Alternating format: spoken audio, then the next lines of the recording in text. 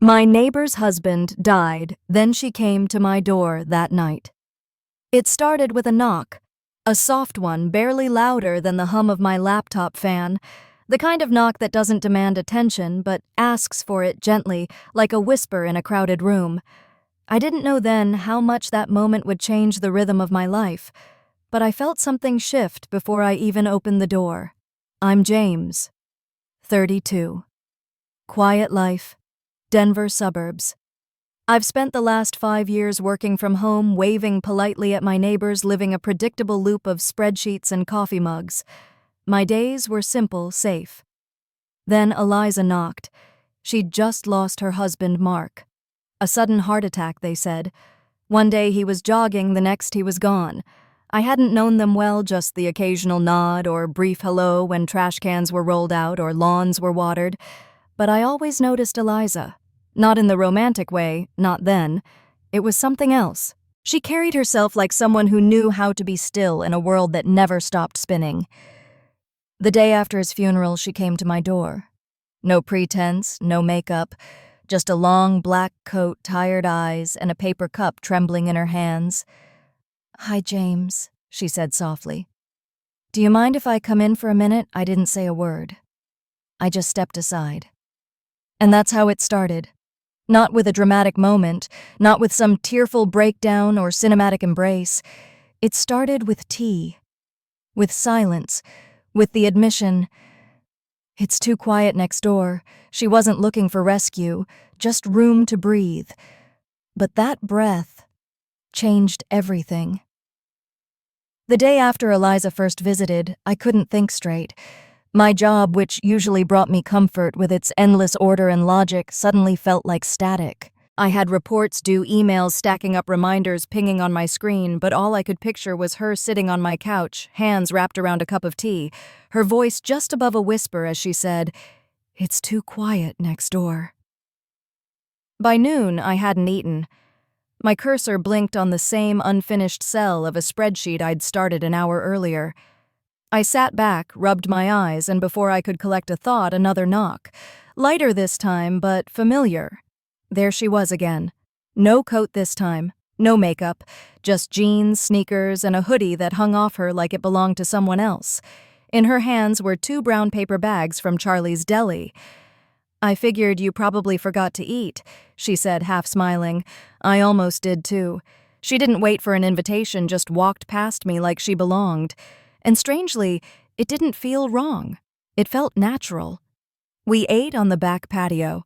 It was gray overhead, the kind of sky that can't decide whether it wants to rain or just hang low and heavy. She gave me a turkey and Swiss. She had something vegetarian. We didn't talk much at first, just chewed unwrapped sandwiches, stared into the trees that lined my yard like a soft border between us and the rest of the world. Then, in that slow, gentle way she had, she spoke. "You'd think I'd be devastated," she said, "that I'd be sobbing in bed, screaming at the walls, I don't know. Something dramatic. But I just feel empty. Like I've been grieving for years already. Like he was gone long before he was really gone." I looked at her, but she didn't meet my eyes. She kept staring into the trees. I had this knot in my chest even before Mark passed. I thought it would go away after the funeral. It didn't. It just sat there unchanged. That's the part that scares me. She wasn't asking for advice. She was letting her truth breathe. And I let her. She continued, "Mark was always busy. That's not even a complaint. Just how it was. His job took over. The conversations got shorter. He'd come home, nod, pour a drink, and disappear into a different room. I'd eat alone even when we were in the same house. We shared a bed, but it felt like we were continents apart." Then she turned to me for the first time. Her eyes weren't teary, but glassy, like a window that hadn't been opened in years. "You ever feel like you're disappearing in your own home?" I nodded slowly. I hadn't lived that exact story, but I knew the feeling. Loneliness doesn't always look like silence. Sometimes it shows up in a room full of people. Sometimes it lives in the spaces between familiar footsteps. She smiled faintly, then laughed once, dry and quick. "I'm sorry. I didn't mean to dump all this on you. I just didn't know who else to talk to." "You don't have to apologize," I said. Sometimes all someone needs is a quiet place to be heard. She gave me a look half grateful, half surprised, and for the next hour we didn't talk about grief. We talked about little things.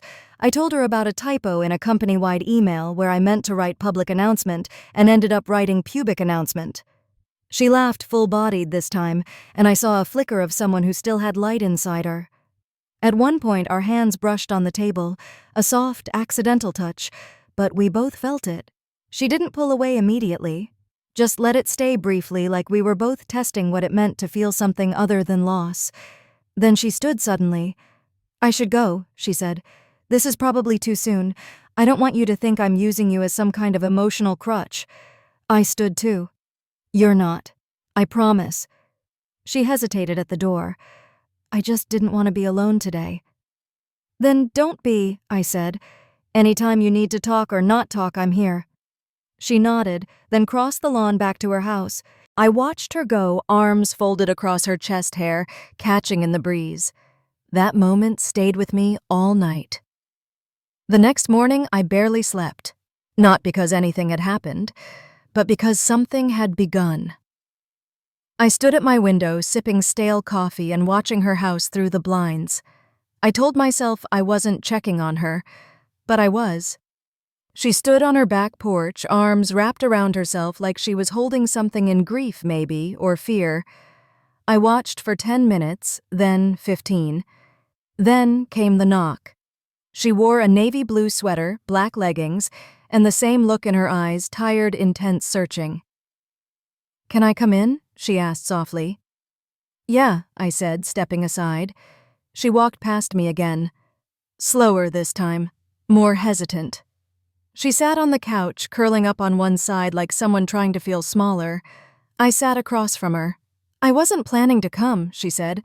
"I've been pacing around for an hour, but I didn't know where else to go." "You don't need a reason," I replied. It was quiet, just the ticking of the clock and the occasional gust of wind outside. Then she said, "I don't know how to be alone. I went from living with my parents to living with Mark. There was always someone. Now it's just me." I nodded. "That's a hard adjustment." "I felt alone long before he passed," she added. "It's like I was mourning us before he even died." Then her voice lowered. "Do you think it's wrong that I don't feel guilty being here talking to you like this?" So soon I didn't rush to answer. "No," I said. "I don't think there's a clock for grief. Or for connection. Sometimes people come into our lives when we need them most. That doesn't make it wrong." She exhaled slowly, her eyes softening. "I just didn't expect to feel anything like this," she whispered. "Not right now. Neither did I." She looked down, fiddling with the hem of her sleeve.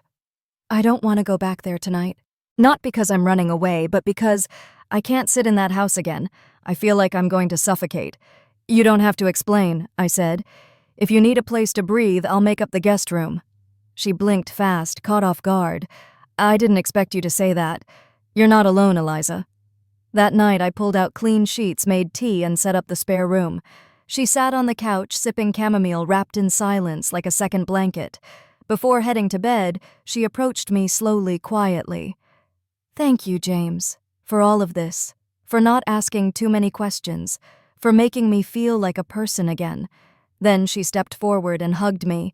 It wasn't romantic. It wasn't dramatic. It was human. Her head rested on my shoulder, and I held her in both arms, solid present. She whispered, "Good night," and disappeared down the hall. I stood alone for a long time, holding the echo of her presence. Nothing had happened, but everything had changed. That night I barely slept, not because something happened, nothing had, but because everything could. The air in the house felt different, not heavier, not awkward, just alive somehow, as though even the walls were holding their breath. Eliza was asleep in the guest room just one hallway away, and I couldn't stop thinking about her. Not in a romantic way, at least, not entirely. It was something else. The way she'd held on to me like it meant something. The way she said, "Thank you for making me feel like a person again." That sentence looped in my mind like a quiet echo. When the morning light finally crept across the fence in my backyard, I got up. I brewed a pot of coffee, stood by the window, and waited for the world to start moving again. I didn't want to wake her. I wasn't even sure she'd stayed. Then I heard footsteps. They were soft, tentative, the kind of steps someone takes when they're unsure if they belong. When I turned there, she was wrapped in the light gray blanket from the guest room, hair slightly tousled, eyes puffy, but calm. "Morning," she said quietly. "Hey," I replied, offering a smile. "I made coffee." She nodded, took the mug from my hand, and we stood there in silence, sipping slowly. It wasn't uncomfortable. It was restful. Peaceful. Eventually, she sat down at the kitchen table and stared out the window for a long time before speaking. "I have no idea what I'm doing." "You're not supposed to," I said. "You're figuring it out minute by minute. That's enough." She gave a faint smile, but there was something deeper behind her eyes. A weight, a history that needed to be acknowledged. "I keep thinking about yesterday," she said. "Sitting here, breathing, talking. It felt like I got a tiny piece of myself back, just being here." She turned to look at me fully. "Mark and I, we hadn't really been a couple in years. We lived together, yeah, but the connection was gone. The love. It faded in pieces quietly. No big fight, no cheating, just a slow vanishing. A life on paper, not in spirit." I didn't interrupt. "I came over yesterday because I couldn't take the silence anymore. And now I don't want to go back. Not yet." And she didn't. She stayed that day. We didn't talk about it. We didn't have to. I made us scrambled eggs and toast for breakfast. She offered to help fold laundry and ended up laughing at a pink sock that had somehow bled into my whites. We took a walk around the block. We didn't hold hands, but we walked close. Our arms brushed a couple times. Nothing more. Nothing said. Dinner was pasta and salad. Simple. Comforting. We ate on the couch, a nature documentary playing low in the background. At one point, she curled her legs beneath her and leaned slightly toward me, mug in hand, blanket over her lap. "It's strange," she said. "I feel peace here, like I'm allowed to just be. I haven't felt that in so long." "You don't have to rush anything," I told her. "There's no script for this."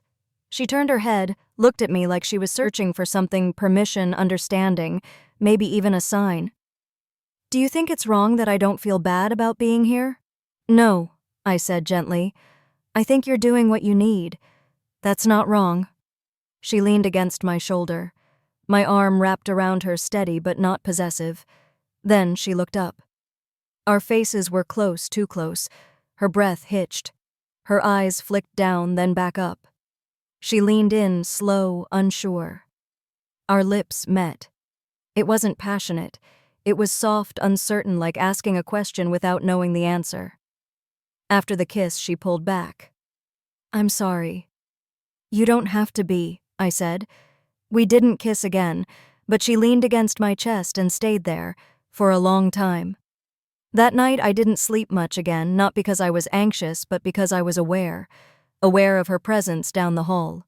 Aware that something had changed between us, not a fling, not a secret, but a connection neither of us had expected, let alone asked for.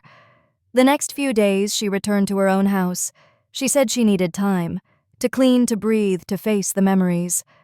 "I have to look it in the eye," she told me, "or it'll swallow me whole." I respected that. But every morning she came back for coffee, for a short chat, for a moment of peace. And slowly I saw her begin to change. The first time she laughed at something dumb, I said I noticed. It was light, unguarded. The first time she brushed flour off her hands and onto my shoulder while baking, I let it sit there just a little too long. She began to talk about books she hadn't read in years, movies she used to love, places she wanted to visit someday. Pieces of herself started showing up again, one day at a time. And I changed too. I wasn't lonely anymore. I wasn't checking my phone just to feel something. Her presence filled a space I hadn't even realized was empty. And somehow we both knew we were helping each other heal. A month passed. The rhythm was slow but steady. She didn't sleep over again. We didn't kiss again. We didn't need to. It wasn't about rushing. It was about building something that could stand. Then one Saturday evening, she invited me over for dinner for the first time. I hadn't stepped foot in her house since this all began. I felt nervous, like entering holy ground. This was where her grief lived, where her past lingered. But she had asked, and I wanted to be there. She cooked pasta. Simple, familiar. I brought wine. We ate outside on her back patio as the sun lowered behind the rooftops. There was a stillness in the air, a kind of peace that doesn't announce itself but just is. We didn't talk much. We didn't need to. The silence was warm. The clink of silverware, the occasional street noise, the quiet glances, it was all enough. Then she looked at me. Really looked. "I think I'm ready," she said. For what I asked. To let myself move forward. I said nothing. I didn't have to. I've been stuck for so long. I didn't know how to get out. But being with you, it reminds me I can. Not because of you exactly, but because I remember what it feels like to feel, to exist again. And that's something. I reached for her hand. "I don't want to rush," she said. "We don't have to," I replied. "But I want to be there with you, Eliza. I think we both deserve that." She smiled. A full, open smile. The kind that says thank you without using words. From that point forward, we shifted again. Not dramatically, not with fireworks, but with intent. She stayed over sometimes, not just for tea or tears, but to fall asleep on the couch beside me after a movie. I left toothbrushes in the guest bathroom for us. She started putting fresh flowers in my kitchen, ones she bought at the farmer's market on Sundays. I started keeping her favorite chamomile tea stocked without her having to ask. We never declared anything. No labels, no big talk, just quiet steps forward. One day, after weeks of this new rhythm, I woke up with her beside me. Not from a passionate night, but from a quiet one. A shared couch nap that turned into staying the night. I looked at her sleeping face, calm, steady, present. And for the first time in years, I felt like I belonged somewhere. Not in a fantasy, not in some grand romantic arc, but in this, the real, the raw, the unfolding. Because healing doesn't always arrive with closure. Sometimes it arrives in the form of company, of patience, of mornings, where silence feels like safety. There's a strange kind of intimacy in the ordinary, not the dramatic whirlwind passion that books and movies sell you, but the quiet ways someone becomes part of your day. The first time I noticed that shift was when I realized I was setting 2 mugs out in the morning without thinking. One for me, one for her. Eliza didn't always stay the night. In fact, most of the time she'd go back to her house in the evening, but by morning she'd be back. Sometimes with a soft knock, sometimes with a text that just read coffee. It was a rhythm we fell into naturally. She didn't need to say when she was coming. I didn't need to ask. And that rhythm, as small and delicate as it was, began to shape everything. She would help me cook simple meals sometimes in complete silence. Other times, we'd joke about whose turn it was to burn the toast. She'd fold laundry like it was second nature, humming a tune I didn't recognize. I'd watch her dance around my living room while vacuuming with exaggerated flair. It wasn't romantic. It was real. 2 people trying to find something steady in the middle of uncertainty. The grief didn't disappear. There were still mornings she looked hollow, still nights where I'd hear her cry through the guest room door when she thought I was asleep. She didn't always want to talk about Mark, but sometimes she did, and when those moments came, I listened. No commentary, no judgment, just space. One night we sat on the patio wrapped in mismatched blankets watching the stars. "I used to dream of getting away," she said quietly, "of packing a bag and just leaving. Not because I hated Mark, but because I didn't recognize myself anymore. I forgot what I liked, what I needed, what I wanted." She looked at me, eyes soft. "I still don't know who I am now, but for the first time in a long time I want to figure it out." "That's enough," I said. "You don't have to know everything. You just have to want to try." She reached out and laced her fingers with mine.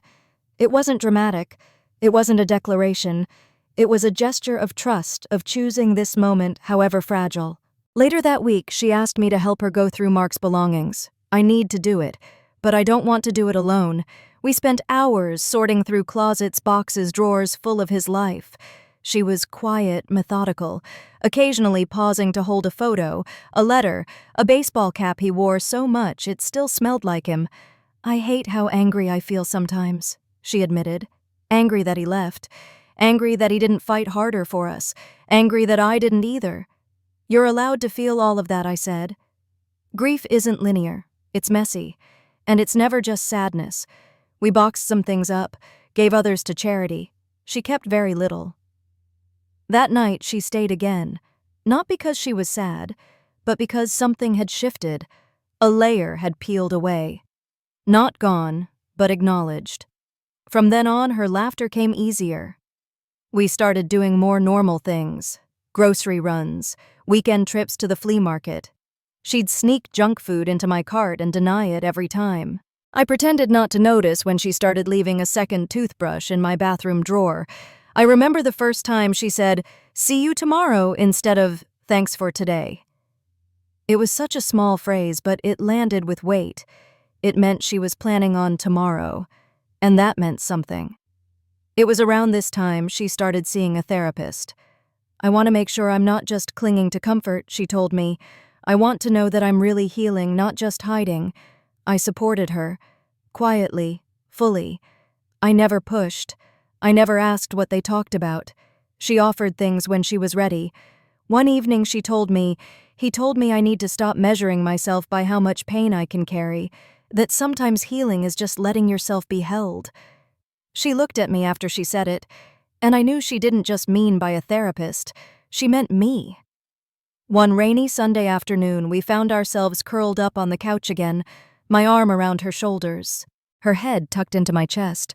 The windows fogged slightly from the storm outside. A movie played in the background, but we weren't really watching it. She looked up suddenly, her voice barely above a breath. "I don't think I want to go back to living alone." I didn't answer right away, not because I was unsure, but because I wanted her to know I took it seriously. "You don't have to," I said finally, "not unless you want to." She nodded once and tucked herself closer into me. That was the start of something more intentional. Within weeks, she started staying most nights. Not with fanfare, not with some big moving day. Her things just found places. A sweater on the back of my chair, her tea bags in the pantry, her shoes at the door.